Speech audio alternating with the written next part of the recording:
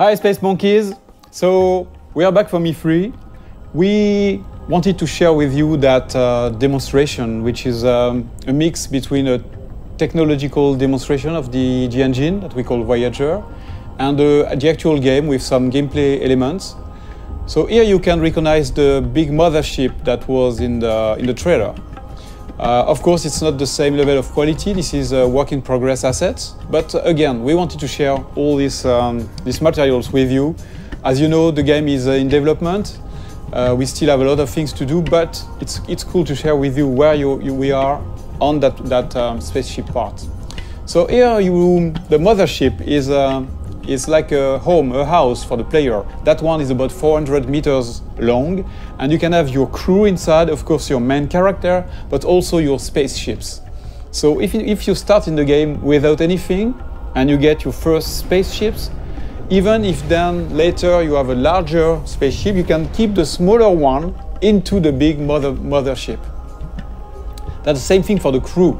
If you start with 1 or 2 members in your crew, then you can have them in your big mothership later.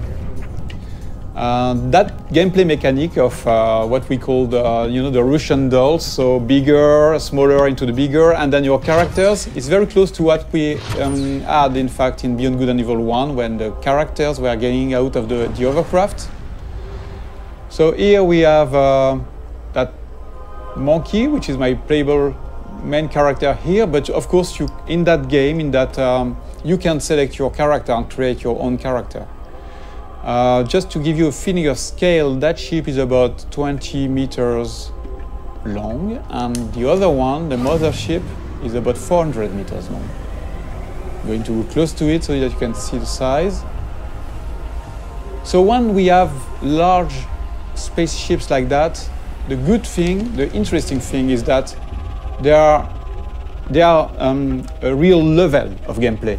You can go inside. We have interiors for those big ingredients. So imagine I'm at the beginning of the game. I'm starting the game.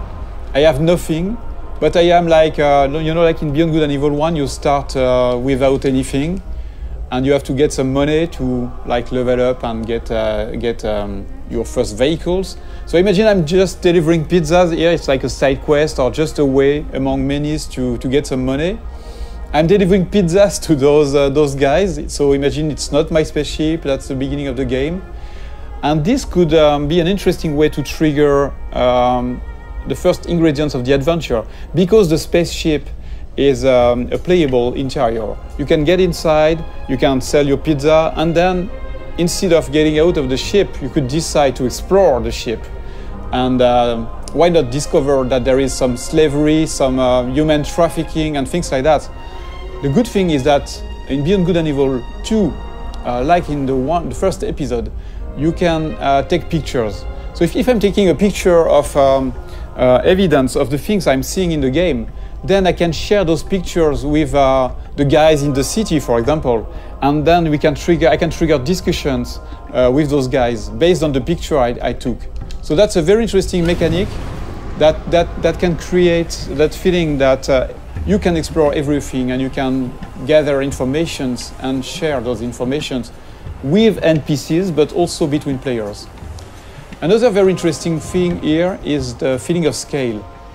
Here we know that the players, they will explore everything. They will want to go everywhere. So we need to handle large-scale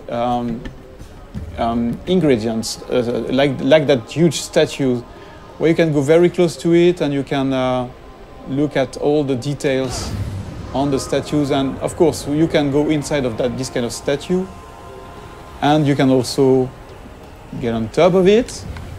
I just want to show you something interesting about the scale and the feeling of scale. So I'm going to land on the top of the statue and you will realize how big it is.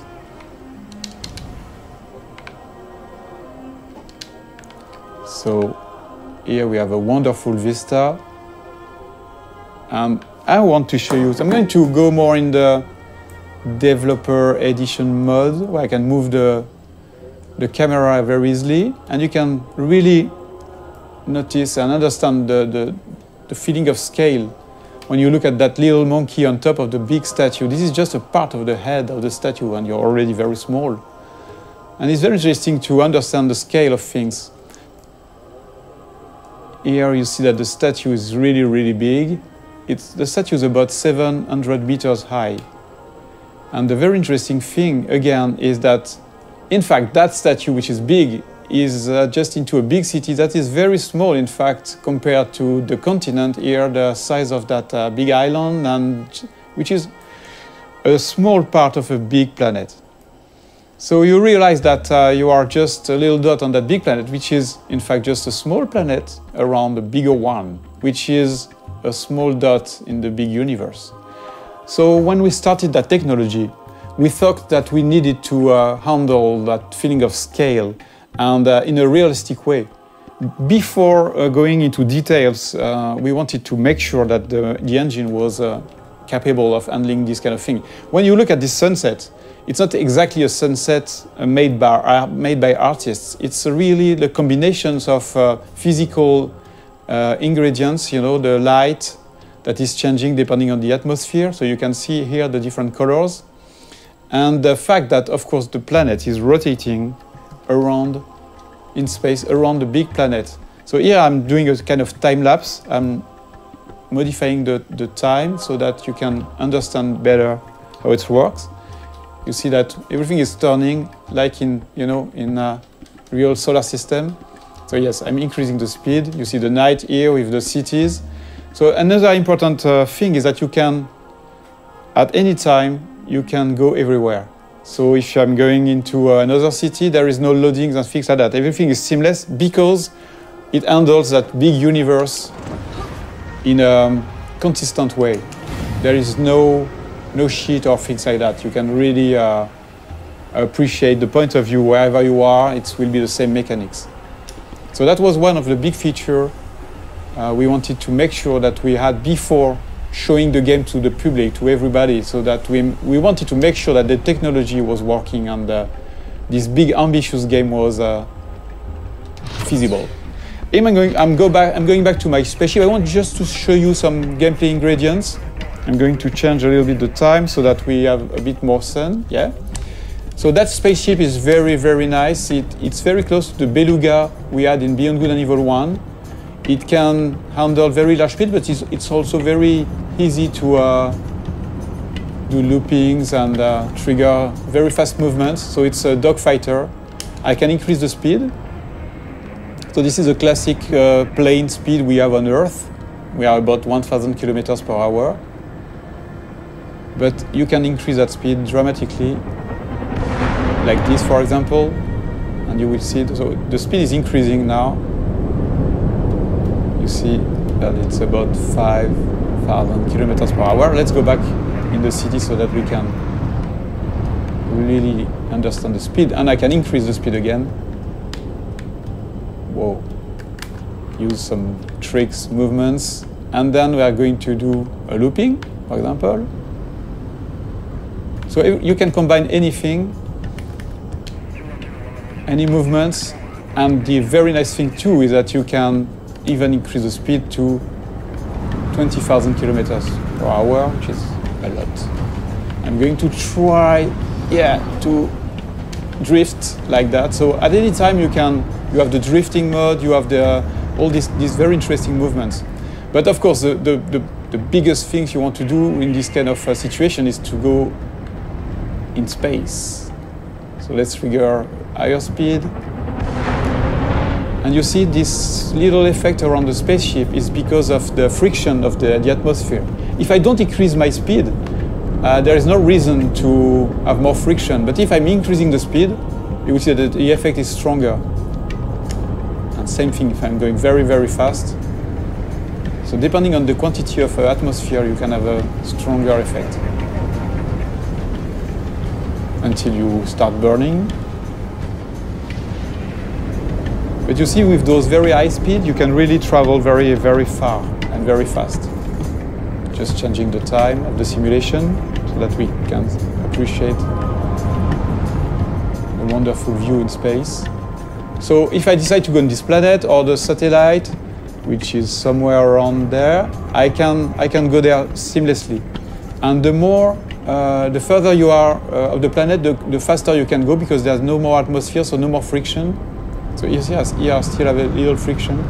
But of course you can go back onto the planet whenever you want.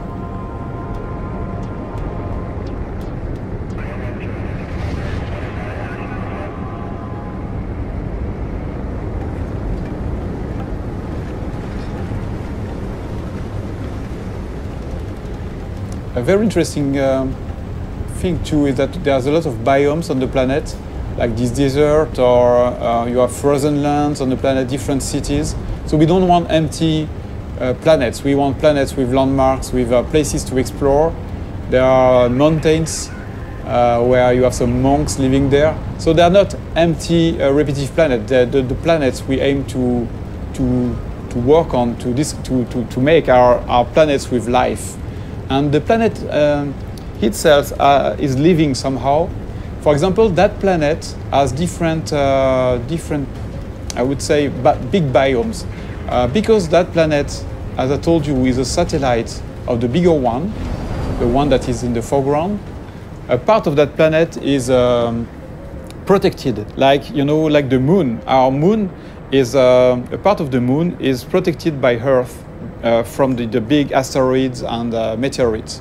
So here that's exactly the same thing. The cities are built in the safe place where nothing is falling from space. But I will show you a bit later the opposite part of that planet, where you can have real-time giant meteorites, asteroids falling and modifying the planet's ground. The very interesting thing is that this kind of event is connected to the life on the planet. So that, yes, you've got those cities on the safe place, but once the big giant meteorites are falling on the other side of the planet, then you have the big companies that are sending the slaves on those very dangerous places. And a lot of slaves are dying trying to gather the meteorites goods, all the things that are falling from space and crashing. They are taking those rare materials and risking their life. So it's not just about the planet on one side and the story on the other one. The planet and the story are connected, and that's a very important thing for us. So again, let's look at that planet modification process. Okay, so now we are back on the other side of the planet, the side that is bombarded by meteorites.